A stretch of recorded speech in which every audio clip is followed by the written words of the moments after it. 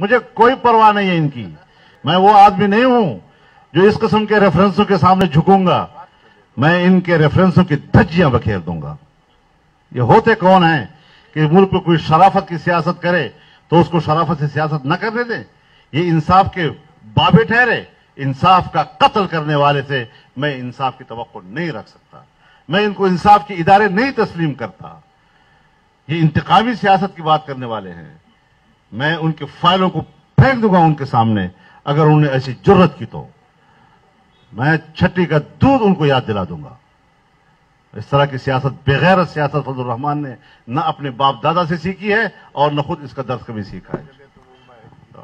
हाँ, हमें जमीयत उलमा हिंद के और पूरे हिंदुस्तान की तारीख की तरबियत है। आजादी की जंग हमने लड़ी है। आज हमें फिर गुलाम बनाना चाहते हैं। किसका गुलाम हम बनाना चाहते हैं? न हम पाकिस्तान में किसी इदारे के गुलाम हैं, न हम अमेरिका और मगरब की सियासत के गुलाम हैं। इंशाअल्लाह ये जद्दोजहद जारी रहेगी। हम मरऊब नहीं हैं। हम उनको बता देंगे कि एहतसाब